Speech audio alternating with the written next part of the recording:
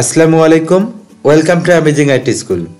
প্রিয় দর্শক, আজ আমরা শিখব মাইক্রোসফট এক্সেলে রেজাল্ট শিট বা মার্কশিট তৈরি করা। রেজাল্ট শিট বা মার্কশিট তৈরি করার জন্য সূত্র ব্যবহার করতে হয়, এটাকে আমরা অনেক জটিল ভাবি। আজকের ভিডিওটি আপনি যদি শুরু থেকে শেষ পর্যন্ত দেখেন তাহলে বুঝতে পারবেন মাইক্রোসফট এক্সেলে রেজাল্ট শিট বা মার্কশিট তৈরি করা কত সহজ এবং সূত্র কত ইজিলি প্রয়োগ করা যায়। কথা না বাড়িয়ে চলুন মূল ভিডিওতে।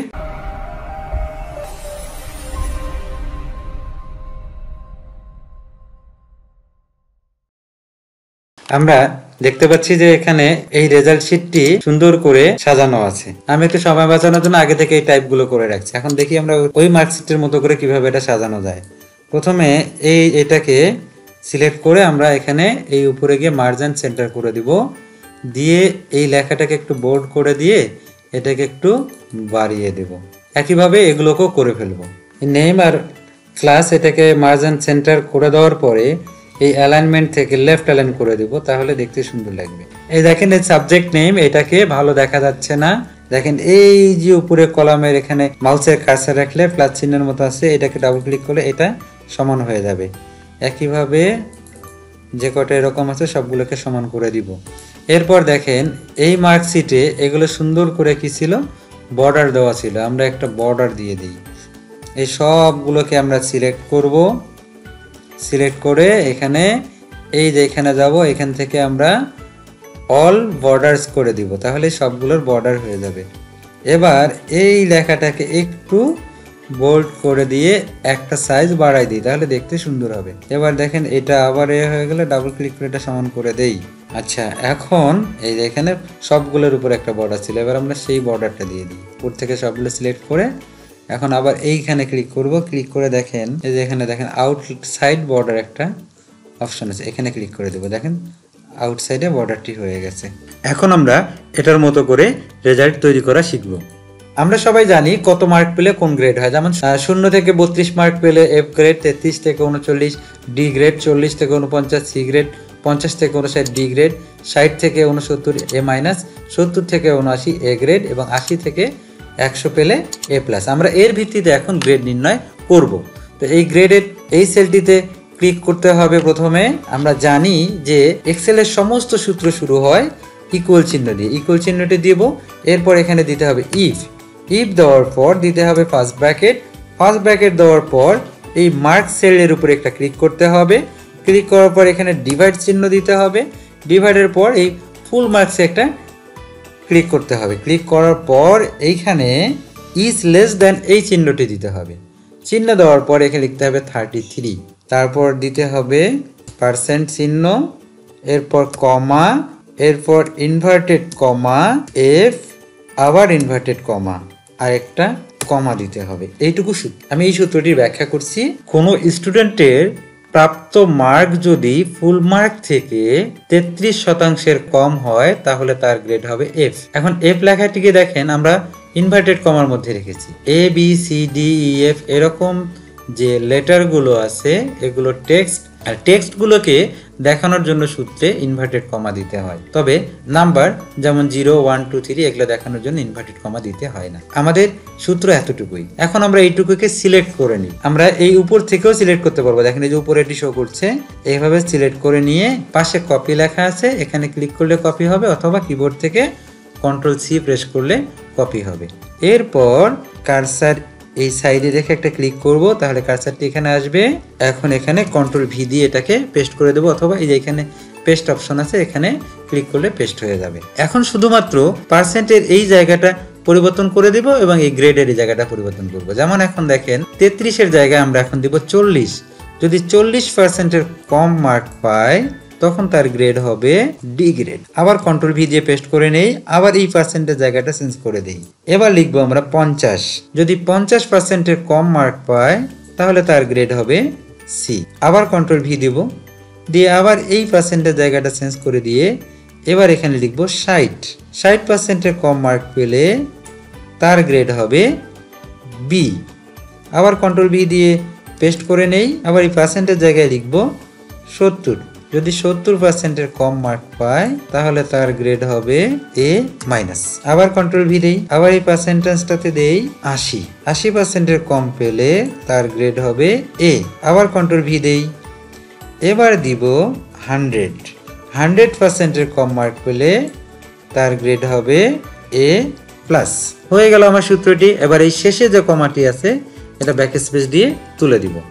দেওয়ার পর এখানে যতগুলো ফার্স্ট ব্র্যাকেট আমরা শুরু করেছি এই সবগুলোকে ক্লোজ করে দিতে হবে। তো এখানে আমরা এক এক করে গুনতে পারি অথবা আমরা একটা বসাই। দেখেন এই যে ইফ লজিক্যাল টেস্ট এরকম একটা ঘর চলে আসছে। একটা করে ফার্স্ট ব্র্যাকেট আমরা ক্লোজ করি, দেখেন একটা করে কমে যাবে। আবার একটা দেই, আরেকটা কমে যাচ্ছে। আবার একটা দেই, কমে যাচ্ছে। আবার দিচ্ছি, কমে যাচ্ছে। আবার দিলাম, কমে গেল। আবার দিলাম, কমে গেল। আবার দিলাম, শেষ হয়ে গেল। যতগুলো ফার্স্ট ব্র্যাকেট আমরা শুরু করেছিলাম সবগুলো এখন ক্লোজ করা হয়ে গেল। এবার আমরা এন্টার প্রেস করব। দেখেন এটি হয়ে গেল, গ্রেডটি দেখাচ্ছে এখন। এখন আমরা এই ঘরটিতে ক্লিক করে নিচে কোণার দিকে এসে প্লাস চিহ্ন যখন হবে তখন এটাকে টেনে ধরে শেষ পর্যন্ত নিয়ে যাব। এই সবগুলো গ্রেড এখানে দেখাবে, এখন দেখাবে। আপনি এখন দেখেন এই যে একটা এটা চেঞ্জ করে দিই, দেখেন আমি এটাকে 53 করে দিলাম, দেখেন এটা গ্রেড চেঞ্জ হয়ে যায়। এইভাবে আমরা যেটাই করে দেবো সেটাই চেঞ্জ হয়ে যাবে। এখন আমরা জিপি অর্থাৎ গ্রেড পয়েন্ট নির্ণয় করা শিখি। জিপি সেলে কার্সার রাখলাম, ইকুয়াল চিহ্ন দেই, ইফ টাইপ করি, ফার্স্ট ব্র্যাকেট দেই। এবার এই গ্রেডের যে সেলটি আছে এটাতে একটা ক্লিক করব, ক্লিক করে ইকুয়াল চিহ্ন দিব, দিয়ে ইনভার্টেড কমা দিব, এফ টাইপ করব, ইনভার্টেড কমা আবার দিব, দিয়ে কমা দিয়ে 0 লিখব, লিখে আরেকটা কমা দিব। এতটুকু সূত্র। এখানে বোঝাচ্ছে গ্রেডটি যদি এফ গ্রেড হয় তাহলে তার পয়েন্ট হবে 0।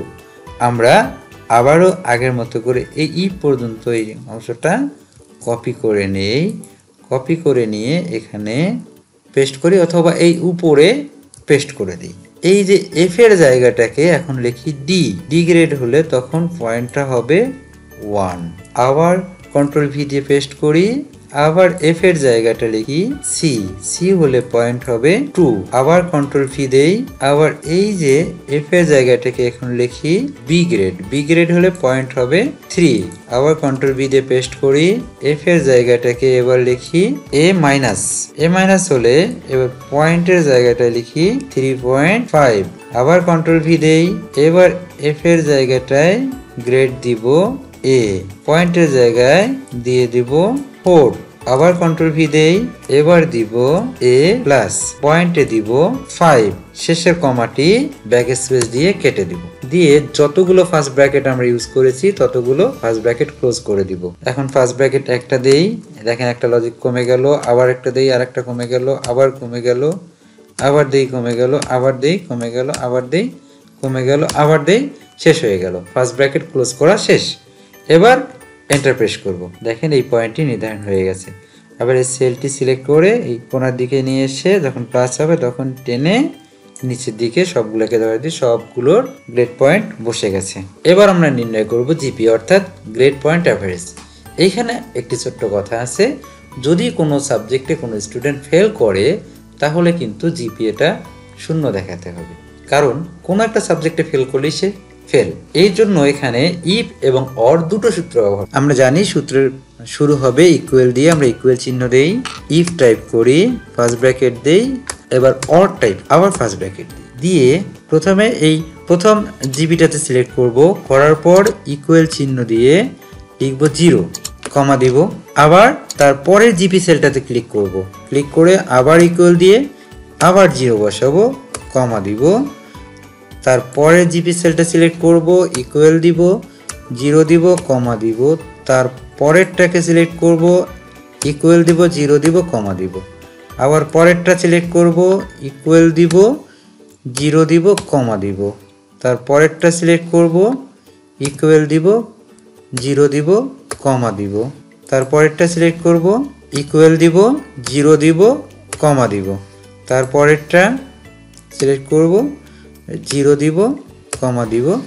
এবার সব শেষেরটা সিলেক্ট করে 0 দিয়ে শেষ করব। এখন ফার্স্ট ব্র্যাকেট ক্লোজ করে দিতে হবে, এরপর কমা দিয়ে 0 টাইপ করতে হবে, করে আবার আরেকটি কমা দিতে হবে। এই অরের সূত্রটি শেষ।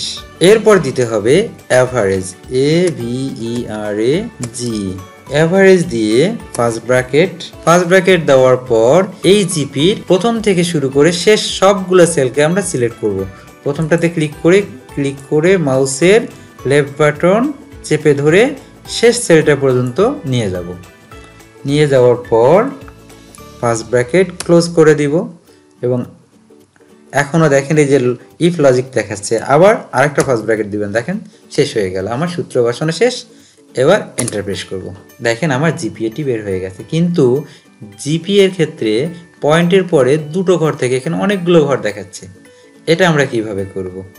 এবার এটাকে সিলেক্ট করে মাউসের রাইট বাটনে ক্লিক করে চলে যাব ফরম্যাট সেল গেলে এই যে জেনারেলের নিচে দেখেন লেখা আছে নাম্বার, এটাতে ক্লিক করব। এই যে নাম্বারের ঘরে ক্লিক করলে দেখেন ডেসিমেল প্লেসেস একটা ঘর আছে, এখানে 2 লেখা আছে, 2 রেখে ওকে করে দিব।